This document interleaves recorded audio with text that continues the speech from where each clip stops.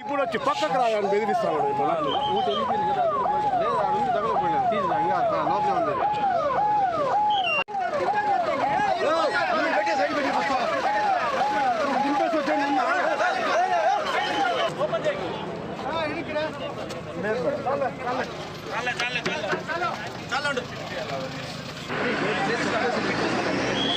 బాలాజీ బాలాజీ బాలాజీ బాలాజీ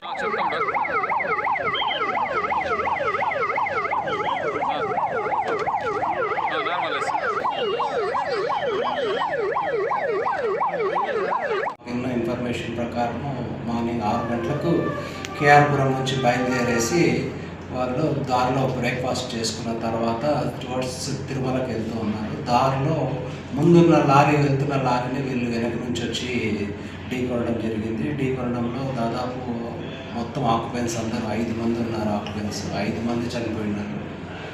ఇది మాకున్న preliminary information ప్రకారము నిద్రమత్తులో చేయడం వల్లనే జరిగింది అనుకుంటున్నాము. ఎందుకంటే కారు స్పీడ్ లాక్ అయినది చూస్తే 130లో స్పీడ్ లాక్ అయింది.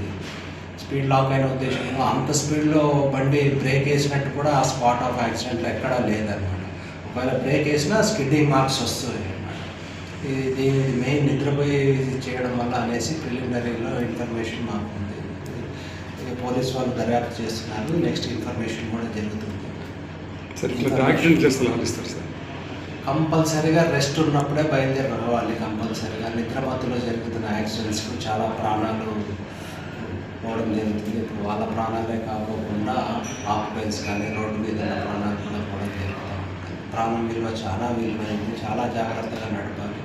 కంప్లీట్గా మనము కాన్ఫిడెంట్గా ఉండి నిద్ర లేదు అనే టైంలోనే మనం జరగాలి. ఎందుకంటే తెల్లవారుజామున ఆ చల్లగాలికి జస్ట్ ఒక 1 సెకండ్ చాలా అన్నమాట. కళ్ళు మూసుకుంటే చాలా ఆ టైంలోకి ఈ ఇంపాక్ట్ అయితే నియర్లీ సగం ఛాన్సెస్ లోపలికి వెళ్ళిపోయింది. కారు లోపలికి ఎంత స్పీడ్లో ఉంటే అంత ఇంపాక్ట్ అవుతుందో మీరు ఊహించుకోవచ్చు. అసలు చూస్తుంటే బాడీలో అన్ని కంప్లీట్గా చిత్రం అయిపోయింది అన్నమాట. గొంతులోని పార్ట్స్ ఇట్లా ఎంత దారుణంగా ఉంటుందంటే ఒక చిన్న తప్పు వల్ల నిద్రపోయడం వల్లనే ఇవన్నీ జరుగుతున్నాయి. నిద్ర చాలా కంట్రోల్లో ఉంచుకొని నిద్ర లేనప్పుడు మాత్రమే బండి డ్రైవ్ చేయాలి. ఎట్టి పరిస్థితుల్లో నిద్ర వస్తున్నప్పుడు బండి పక్కన పెట్టేసి ఆపుకొని పడుకొని ప్రయాణం సాగించాల్సిందే తప్ప నిద్ర మధ్యలో మాత్రం ఎట్టి పరిస్థితుల్లో డ్రైవ్ చేయొద్దండి. మీ ప్రాణాలు ప్రజల ప్రాణాలు చాలా ఇంపార్టెంట్. సార్ ఇది సాంకేతిక లోపమా లేకపోతే డ్రైవర్ తప్పిదమా సార్? ఇప్పుడున్న ఇన్ఫర్మేషన్ ప్రకారం స్పాట్ ఆఫ్ యాక్సిడెంట్ నేను విజిట్ చేయడం జరిగింది. కంపల్సరీగా అది సాంకేతిక ప్రాబ్లం అయితే కాదు. ఎక్కడ బ్రేక్ వేసిన దాఖలాలే లేవు అక్కడ ఛాన్సెస్.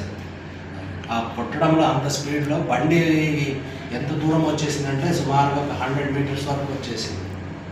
వెనక నుంచి ఏదో శబ్దం వస్తుందని చెప్పేసి డ్రైవర్ ఆపేంత వరకు తెలియదు. అంత ఫాస్ట్గా జరిగిపోయింది. ఒకవేళ బ్రేక్ వేసినట్టు ఏదైనా తెలిసినా కానీ స్కిడ్డింగ్ మార్క్స్ వస్తాయి అన్నమాట. రోడ్డు మీద కంప్లీట్గా టైర్ మార్క్స్ వస్తుంది. ఎక్కడ కూడా టైర్ మార్క్స్ లేవు అనమాట. ఎక్కడైతే యాక్సిడెంట్ జరిగిందో అక్కడ నుంచి టైర్ మార్క్స్ ఉన్నాయి. బండి లాక్కొని వెనక తగ్గడం వల్ల చూసుకోండి.